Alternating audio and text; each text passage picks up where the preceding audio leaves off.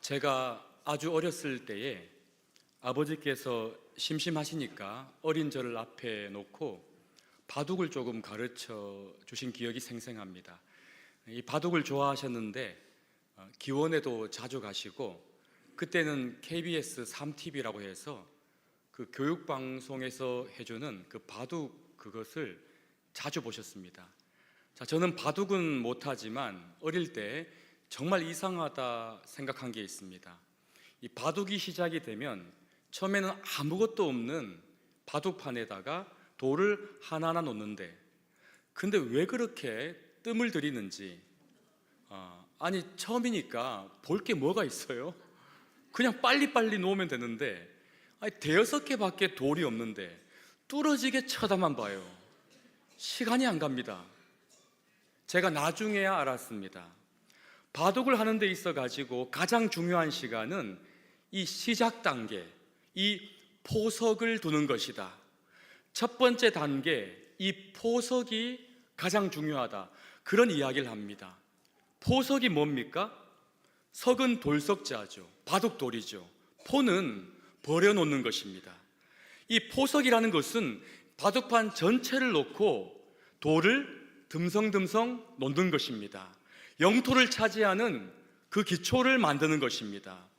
군데군데 가장 중요한 곳에만 돌을 박아놓고 바둑판 전체를 차지할 요량으로, 건축으로 말하자면 기초공사와 같습니다. 기초가 튼튼해야 큰 집을 지을 수 있는 것처럼 포석을 군데군데 잘 둬야 전체 이 바둑을 이길 수가 있습니다. 근데 이게요, 우리 인생과 참 비슷합니다. 실제로 인생은 바둑과 같다, 그런 말이 있습니다. 인생을 달리되 무턱대고 그냥 닥치는 대로 열심히 달리는 것만이 아니라는 것입니다. 우리 인생에서도 마치 이 포석을 두듯이 전체 인생을 놓고 가장 중요한 곳에 군데군데 이 기초를 박아놓고 이것을 사는 가운데 이거를 붙들므로써 내 인생의 시간과 에너지를 바로 여기에다가 집중하는, 이게 포석과 비슷하다, 그런 이야기입니다. 근데 이게 우리 인생뿐만 아니라 교회가 세워지고 하나님 나라가 세워지는 것도 똑같습니다. 오늘 본문은요, 바로 이 생각을 가지고 대하셔야만 이해가 될 것입니다. 본문에서 예수님의 사역은 드디어 시작이 되었습니다. 근데 오늘 성경은 우리에게 예수님의 사역이 시작될 때 그냥 무턱대고 돌격 앞으로 그렇게 하셨다고 말하지 않습니다. 그냥 되는 대로 병자를 고치고 그저 있는 대로 오는 사람들 도와주고, 그러다가 어느 시점에 예수님이 붙잡혀서 죽으신, 이런 중구난방으로 그렇게 우리 주님께서 사역하신 것이 아니다, 이렇게 말씀하고 있습니다. 예수님의 사역의 시작은 정확한 방식으로 포석을 두는 것이었습니다. 사역의 방향들을 바르게 잡아가면서 하나님의 나라를 정확하게 일으켜 세우셨습니다. 오늘 예수님의 이 포석, 잡아가시는 사역의 방향, 여러분, 이것이 우리 인생을 다시 한번 돌아보게 만듭니다. 내 인생을 진단하게 만듭니다. 내 인생은 그냥 향방 없이 되는 대로 지금 달리고 있는 게 아닌가? 이 질문을 여러분 오늘 반드시 하셔야만 합니다. 오늘 말씀은 예수님의 시작을 보여주심으로써 어떻게 포석을 두시는지 이걸 보여주시면서 우리가 마구잡이식으로 인생을 달리지 못하도록, 주먹구구식으로 교회생활, 신앙생활 못하게 그렇게 말씀을 하고 있습니다. 너의 인생도 예수님의 방향대로 그런 식으로 잡아가도록, 교정하도록 도전을 하고 있습니다. 한번 생각을 해보시면요, 예수님의 공생의 사역은 길지가 않습니다. 단지 3년의 시간밖에 없습니다. 아니 10년, 20년도 아니고 너무나도 짧은 요 3년밖에 없는 짧은 시간에 예수님은 하나님의 뜻대로 정확하게 하나님의 나라를 세워야 합니다. 이 짧은 시간에, 그러나 해야 될 일은 엄청나게 큰 일. 자, 요거를 생각하면 예수님이 두시는 이 보석을, 이 한 수 한 수는 우리가 결코 쉽게 생각할 수가 없습니다. 이 말씀 한 절 한 절을 쉽게 지나칠 수가 없습니다. 아무 생각 없이 일단 한번 저질러 보고 나중에 아니네? 그렇게 수를 물릴 수 있는 것처럼 주님이 두실 리가 없습니다. 예수님의 이 한 수 한 수는 대단히 중요한 것이다. 우리는 이 생각을 하셔야만 됩니다. 오늘 예수님이 시작하시는 이 시점에 두시고 있는 이 보석 그대로 우리가 할 수만 있다면 여러분 인생을 후회하지 않을 것입니다. 내 인생 말년에 가가지고 머리를 끌적이면서 인생 잘못 살았다, 인생 헛살았다, 그런 말은 절대로 나오지 않을 것입니다. 그렇게 되지 않을 것입니다. 자, 오늘 보시면 두 가지가 나오고 있습니다. 예수님께서 하나님 나라를 세우시기 위해서 사역을 시작하시는 포석이 지금 두 가지가 나오고 있습니다. 첫 번째 포석이 뭔가 하니까 오늘 12절부터 17절까지 첫 번째는 갈릴리에서 시작하시는 것, 이것입니다. 갈릴리에서 시작하시는 것. 자, 12절 13절에 보시면요, 예수께서 요한이 잡혔음을 들으시고 갈릴리로 물러가셨다가 나사렛을 떠나 스불론과 납달리 지경 해변에 있는 가버나움에 가서 사시니, 그리고 17절에 이때부터 예수께서 비로소 전파에 이르시되 회개하라 천국이 가까이 왔느니라 하시더라. 예수님께서 갈릴리에서 그의 사역을 시작하셨다고 성경은 밝히고 있습니다. 그리고 예수님께서 사역을 땅 하고 시작하시면서 터뜨린 이 메시지는 엄청난 메시지입니다. 회개하라, 천국, 하나님 나라가 가까이 왔느니라. 여러분, 메시아가 오시기까지 그 오랜 시간 구약의 하나님 백성들이 기다리는 것은 다른 것이 아닙니다. 하나님 나라가 이 땅에 오는 것이었습니다. 하나님 나라가 오면 어떻게 되느냐? 그것은 하나님의 통치가 오는 것이고, 하나님의 통치가 오면 어떻게 되냐? 어떻게 됩니까? 인간의 운명이 바뀌게 되는 것입니다. 인간의 운명이 뭡니까? 원래 운명이 뭐예요? 죽음의 운명이죠. 달리 말해서 하나님이 없는 허무한 운명입니다. 또 하나, 하나님과 원수가 되는 저주받은 운명이 저와 여러분이에요. 아주 허무하고 아주 비참한 저주받은 인간입니다. 바로 이 죽음의 운명을 바꾸는 것입니다. 하나님 나라가 온다는 것은 하나님께서 용서하시고 다스리는 것인데, 이것이 인간의 본질적인 문제를 바꾸어 놓습니다. 이걸 아셔야 돼요. 그래서 구약의 하나님 백성들은 하나님 나라가 도래하기만 하면 누구든지 그의 인생을 바꿀 수가 있고 그의 운명을 바꿀 수가 있는, 이렇게 된다는 것을 구약 백성들은 알고 있었습니다. 그래서 구약의 선지자들이 한 가지 전한 메시지가 있다고 하면 하나님 나라가 도래하는 이 예언이었습니다. 구약 전체 일일이 전부 다 하나님 나라가 온다. 그래서 이렇게 선지자들이 전했던 것이에요. 그래서 마지막 선지자 세례 요한도 전했던 것이 바로 이것이었습니다. 회개하라, 하나님 나라가 가까이 왔느니라. 자, 그런데 오늘 예수님께서도 처음 포문을 여시는 이 메시지가 뭔가 하니까 회개하라, 하나님 나라가 가까이 왔느니라. 요 메시지였어요. 자, 예수님이 전한 메시지하고 세례 요한이 전한 메시지하고 똑같습니다. 말씀이 똑같아요. 근데 겉으로는 똑같아 보입니다. 그러나 여러분, 근본적으로는 완전히 다른 것입니다. 자, 세례 요한이 전한 건요, 야, 이제 진짜 얼마 있지 않으면 하나님 나라가 오는데 정말 코앞까지 왔다, 아주 임박하다. 그런데 예수님 메시지는 이것이 아닙니다. 거의 다 왔습니다, 이게 아니고요, 이미 왔습니다. 이미 왔느니라. 하나님 나라가 벌써 도착을 했느니라. 이 둘은 다르죠. 야, 나 이번에 시험에 거의 붙을 뻔했다, 이거하고 엄마 나 시험에 붙었어, 이 둘이 같습니까? 완전히 다른 것입니다. 거의 붙을 뻔하면 뭐예요? 떨어진 거죠, 그게. 아니, 거의 가까이 왔다는 거하고 진짜 왔다. 엄청나게 다른 것입니다. 뭡니까? 예수님 자신과 함께 이 실체가 온 거예요. 이미 온 것입니다. 그러니까 예수님의 이 메시지는 정말 놀라운 메시지였습니다. 야, 실체가 왔다.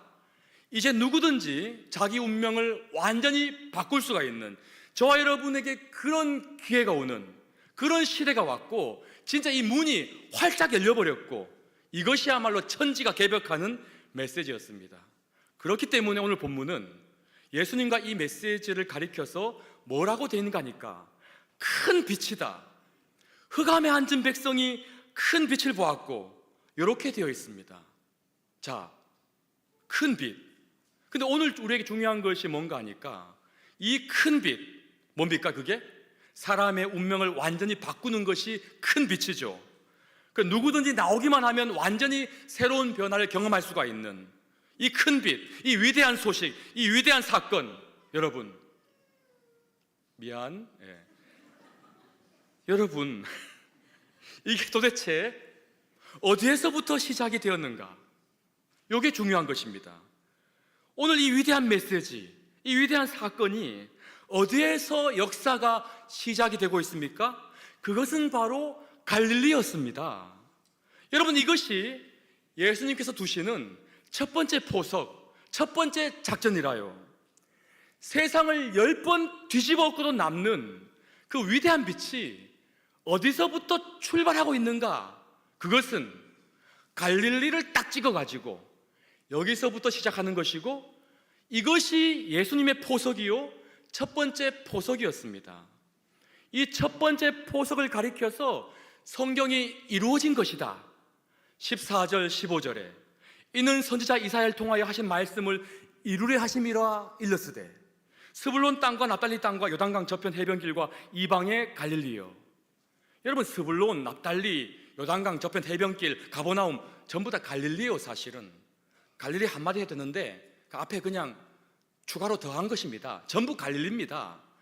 이것이 이사야 말씀을, 구약 예언을 이룬 것으로 그렇게 설명하고 있습니다. 그러니까 첫 번째 포석, 갈릴리를 딱 찍은 것이, 이것은 말씀의 성취라고 말하고 있습니다. 위대한 사건이 시작된 것은 갈릴리였습니다. 이것이 오늘 말하는 것이 무엇일까요? 갈릴리는요, 쉽게 말하자면 판자촌이었습니다. 변두리였어요. 자, 이스라엘 땅을 대략 이렇게 3등분하면 맨 밑이 유다입니다. 중간은 사마리아고요. 그 다음에 제일 윗부분이 갈릴리였습니다. 자, 제일 밑에 있는 남쪽 유다는 어떤 곳이냐?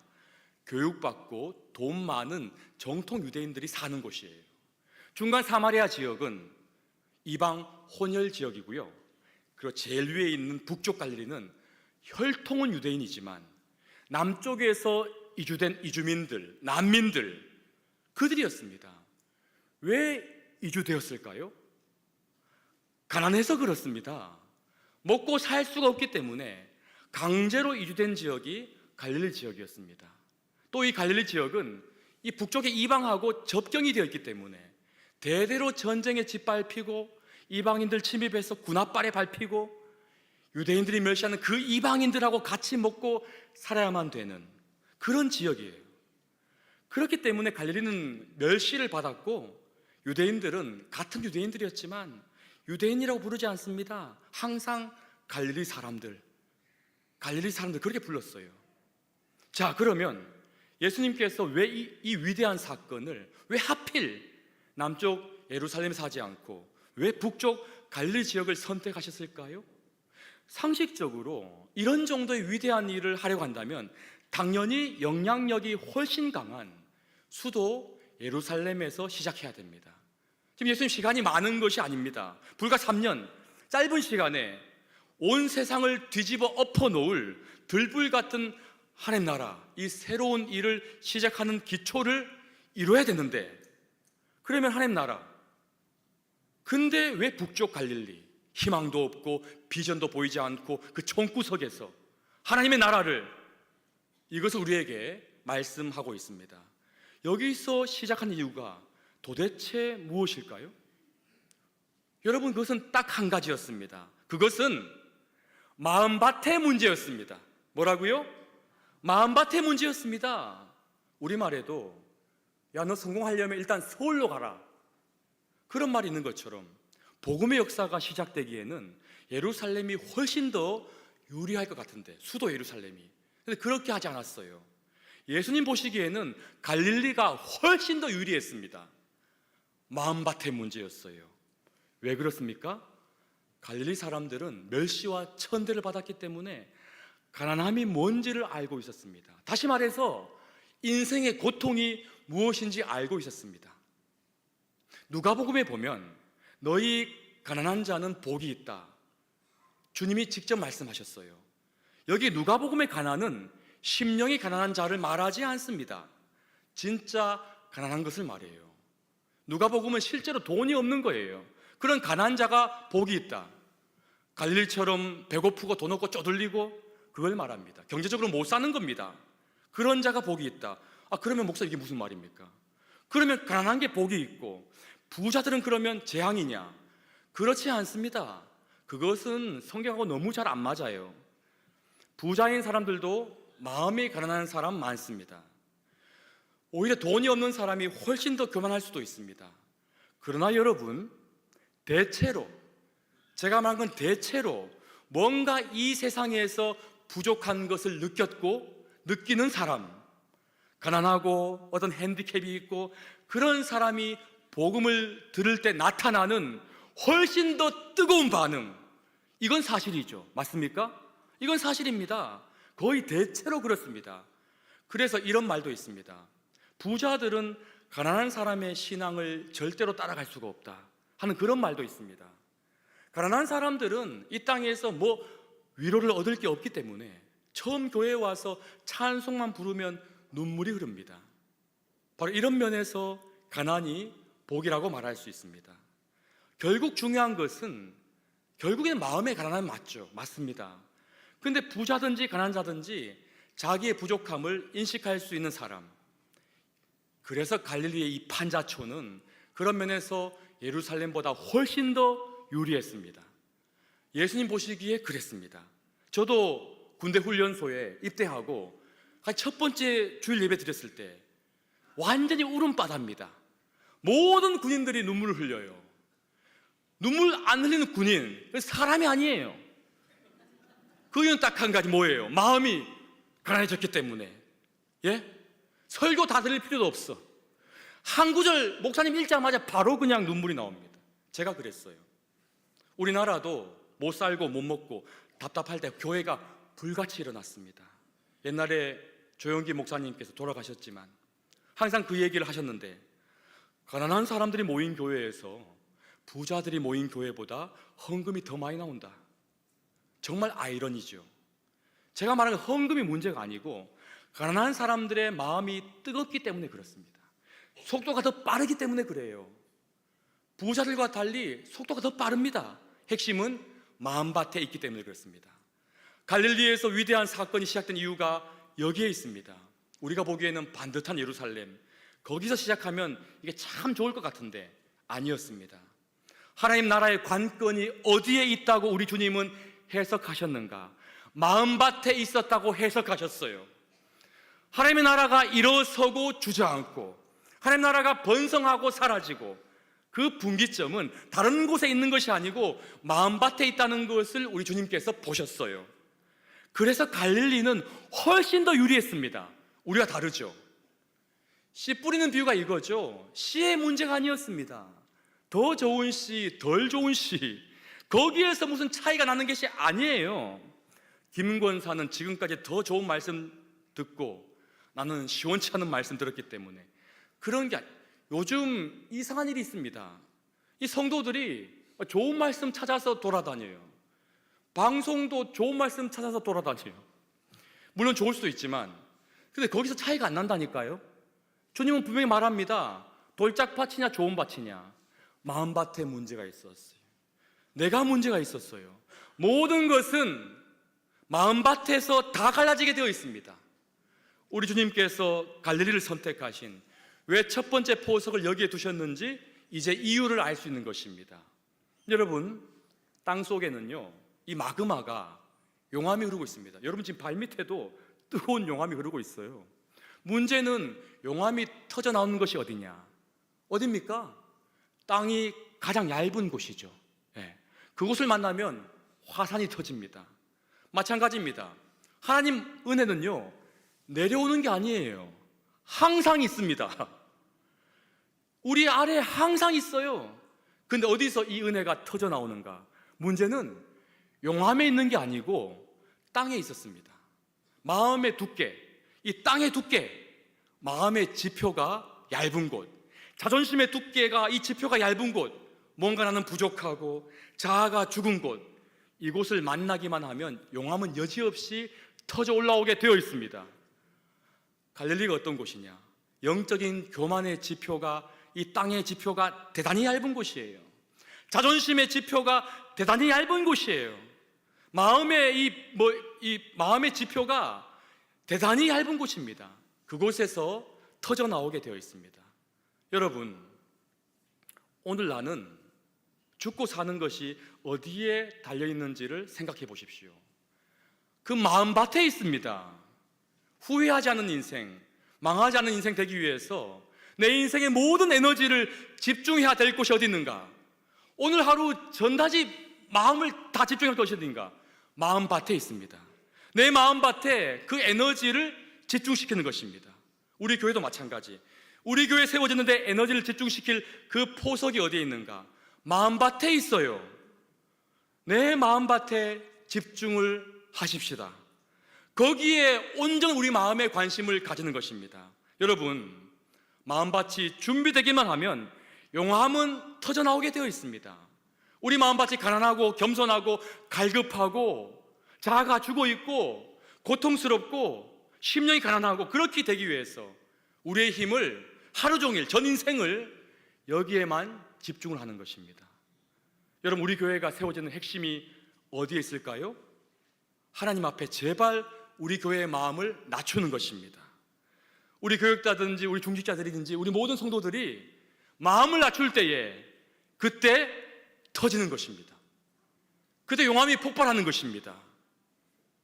자, 오늘 두 번째, 하나님 나라를 세우기 위해서 예수님께서 두신 두 번째 포석은 뭔가 하니까 그것은 사람을 세우고 사람에게 집중하는 것입니다.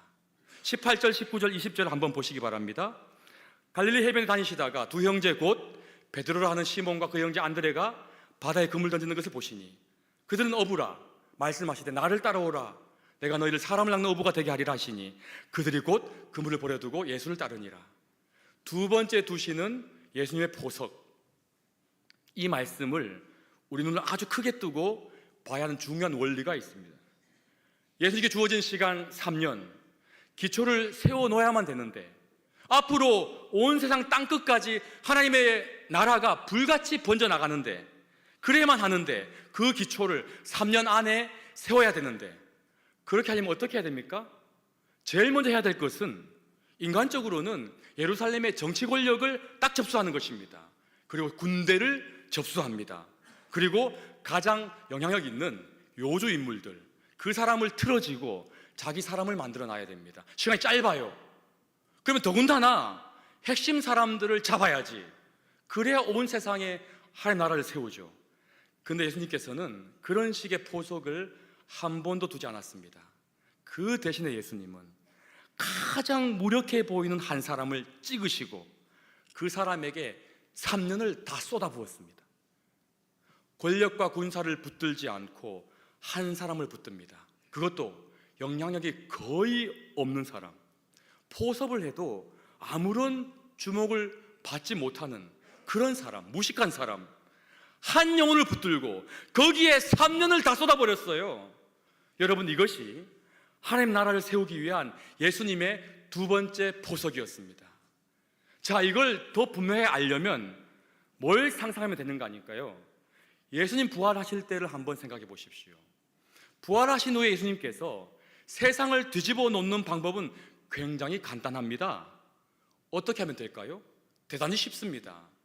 예수님 부활하신 후에 로마 황제를 제일 먼저 찾아가면 그러면 게임은 다 끝나게 되어 있습니다. 그 영광스러운 몸으로 바울의 눈을 멀게 한 그 몸으로 사도 요한도 계시록에서 기절해버린 그 영광의 몸, 여러분 그 영광스러운 몸을 가지고 로마 황제한테 가는 겁니다. 그리고 그 앞에서 무슨 얘기를 할 필요가 없어요.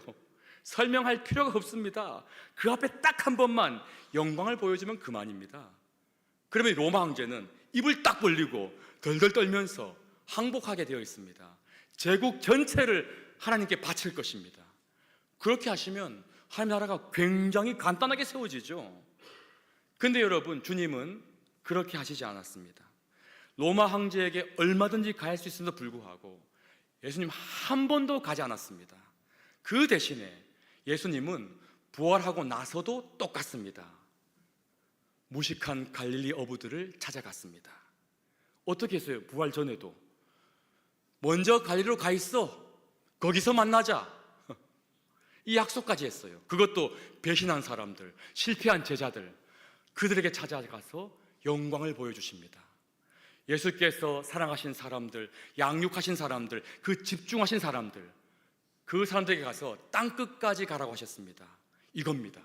예수님 여기에 집중하셨습니다. 이 방식을 고집하셨습니다. 한 사람 한 사람을 양육해서 집중해서 그 한 사람 제자 삼고 그 한 사람의 마음을 바꾸어 가지고 그 사람을 정말 하나님 사랑하는 사람으로 만들어 놓는, 이 한 영혼에게 집중하는 이 사람을 통해서 일어나는 하나님 나라의 방식, 여러분 여기에 집중하셨습니다. 다른 것에 집중한 거 아니에요. 인생 가운데 우리 생각에는 정부와 국회 장악하고 언론 장악하고 군대 딱 장악하면 될 것 같은데 그렇게 하지 않습니다. 만약에 여러분 오늘 하나님이 서울 남산 위에서 영광을 딱 한 번 보여주시면 어떻게 될까요? 길게도 아니고 딱 5초만 남산타워 가십시오. 하나님 5초만 보여주세요. 그러면 서울이 충격받고 서울이 복음화되는 건 시간 문제. 그렇게 하시지 않습니다. 그렇게 될 리도 없고요. 한 영혼에게 온 열정과 사랑을 다 쏟아놓고 우리같이 무식한 한 사람 한 사람 변화시켜서 하나님 사랑하는 사람으로 결단코 만들어 놓고 그 사람에게 하나님 나라를 맡기는 것입니다. 여러분 오늘 우리 하나님께서 하시는 방식이 똑같습니다. 2000년이 지나도 똑같습니다. 여러분 이것이 우리의 생각과는 다른 예수님의 포석입니다. 그러면 오늘 우리의 인생에 포석을 둘 때 어떻게 둬야 될까요?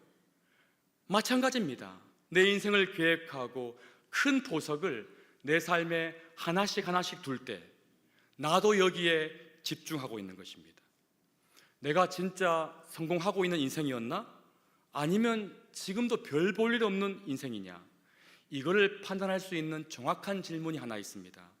내 힘을 지금 어디에다 집중을 했는가 물어보면 정확하게 답이 나오게 되어 있어요. 성공이냐 실패냐.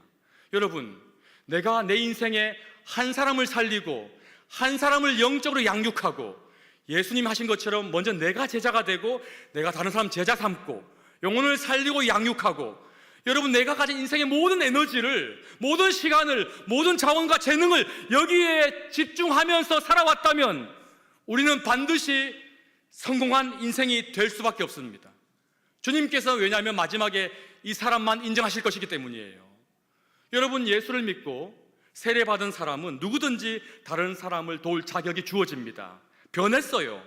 목사님요 나는 대단하지 못해가지고 다른 사람 도울 수가 없습니다. 아닙니다. 도울 수 있을 뿐만 아니라 도울 책임도 있고 도울 의무가 있다고 주님 말씀, 너를 위해서, 너의 인생의 성공을 위해서 해야 됩니다. 여러분 오늘 우리가 그런 질문 하잖아요. 왜 나는 영적으로 자라는 게 더디고 나는 신앙적으로 강해지고 싶고 깊어지고 싶은데, 그렇게 정말 되고 싶은데 그렇게 안 되는 이유가 뭔 줄 아십니까? 내 신앙이 왜 제자리 걸음을 하고 있는지 아십니까? 이유는 오로지 하나밖에 없습니다. 지난주 한 주간 동안에 양육하는 한 영혼이 없기 때문에 그렇습니다.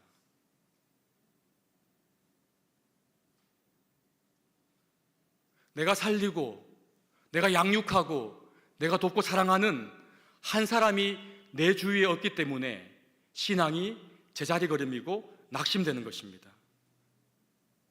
이게 이유였어요. 주님의 인생의 포석을 무시한 것입니다.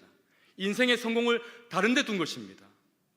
그래서 지금 이 시간도 밑에서 섬기고 있는 주일학교 교사들은 너무너무 귀한 존재들입니다. 제가 말하는 것은 모든 섬김이 다 귀하지만 그 섬김의 핵심은 사람에게 집중하는 것입니다. 여러분, 다른 영혼들에게 집중을 하십시오. 내가 가진 시간, 돈, 물질, 재능, 나의 배움, 학식, 지식, 모든 것을 다 동원해서 인생의 모든 에너지를 영혼에게 집중하는 것이, 그것이 인생의 목적이고 인생의 성공 여부가 달려 있습니다. 우리 주님께서 두 번째 두신 보석이 바로 여기에 있는 거예요. 말씀을 마무리하겠습니다. 사랑하는 우리 성도 여러분, 예수님은 위대한 사역을 시작하셨습니다. 3년이 주어졌어요. 무작정 눈 가리고 예수님은 닥치고 달린 것이 아닙니다. 정확하게 포석을 하나하나 두면서 사역을 시작하셨습니다. 예수님 갈릴리에다가 본부를 딱 두셨습니다. 중요한 것이 뭔지 아셨어요. 하나님 나라에서 가장 중요한 것이 사람의 마음밭에 있다는 것을 아셨습니다. 여기에 내 인생의 열쇠가 있다는 것을 아셨어요. 여기에다가 집중을 하셨습니다. 두 번째, 예수님은 사람을 부르는 것에 집중하셨어요. 사람을 불러서 사람을 양육하고 세우는 일에 집중하셨습니다. 예수님 결국 옳았습니다. 예수님이 옳았고 예수님이 생각하신 그대로 온 세상은 다 뒤집어서 엎어져 버렸습니다. 요 두 가지 때문에. 여러분, 이것이 우리 전체 인생의 인생 전략입니다. 요 두 가지가 여러분의 인생의 목적입니다. 오로지 요 두 가지가. 우리 함께 이 시간 통성으로 다 함께 기도할 때에 말씀으로 한 2분 정도 기도하겠습니다. 오늘 우리 인생을 무작정 달리시겠습니까? 오늘 우리가 예수님처럼 포석을 두십시다. 우리 인생의 핵심은 우리 인생의 마음밭에 있습니다. 우리 마음밭에 있습니다. 우리 마음밭을 갈아엎는 일에 여러분요, 하루 종일 여기에 집중해야 됩니다. 그 에너지를, 모든 에너지를 내 마음밭을 갈아엎는 일에 집중해야 됩니다. 여러분, 그리고 영혼에게 집중하십시오. 인생의 성공은 여기에 달려 있습니다. 교회의 성공 여기에 달려 있죠. 여러분, 내가 살리고 내가 세우고 내가 직접 손으로 돕고 양육하는 한 사람이, 매일같이 한 사람이 반드시 있어야 됩니다. 여러분, 인생에 어려움이 닥친 이유가 바로 이 두 가지 사실 때문에 있는 것입니다. 우리 함께 통성으로 주님 이름 부르고 기도하겠습니다. 주님, 아버지 하나님 감사합니다. 오늘 말씀을 우리에게 주셔서 너무 예수께서 사역을 시작하실 때에 아버지여, 닥치는 대로 사역하는 것이 아니라 정확하게 포석을 두시면서 3년밖에 주어지지 않은 인생, 아버지여, 그 가운데 들불같이 하나님 나라가 번져나가고 인생의 목적이 성취되는 그 성공을 위해서 두 가지를 하시는데 마음밭에 집중하시는 갈릴리 지역을 선택하시고 온 힘과 에너지를 마음밭에 집중하시는 이 인생의 첫 번째 집중지를 나도 기행하기를 간절히 원합니다. 그리고 주님을 닮아서 한 영혼을 사랑하고 양육하고 그 사람을 하나님 사랑하는 사람으로 만들어 놓는 것, 그래서 그 사람에게 하나님 나를 맡기는 것, 이것이 내 인생의 목적이요, 이것이 내 인생의 성공이요, 이것이 내 모든 것을 다 들여서 돈과 시간과 물질과 재능과 내 모든 지식과 내 모든 힘을 다해서 이것에 집중하는 것, 아버지, 여기에 내 인생의 성패가 달려있다는 것을 알게 하시고 제발 내 인생이 지루한 인생 되지 않도록 아버지 두 가지를 오롯이 아버지 사간 깨닫게 하여 주시옵소서. 감사합니다. 하나님 아버지, 오늘 우리 인생의 포석을 새롭게 둘 수 있는 저희들이 되기를 원합니다. 주님, 오늘 우리 인생에 우리의 마음밭을 갈아엎는 것에 우리 인생을 집중하게 해주시고 우리가 돕고 섬기고 양육하는 한 영혼 한 영혼에 주여 우리 인생을 에너지를 집중한 인생들이 되게 하여 주시옵소서. 우리 인생의 성공이 오로지 여기에 달려있음을 깨닫게 하여 주시고 내 인생을 낙심해서 침체해서 벗어나게 하여 주시옵소서. 예수님의 이름으로 기도 올리옵나이다. 아멘.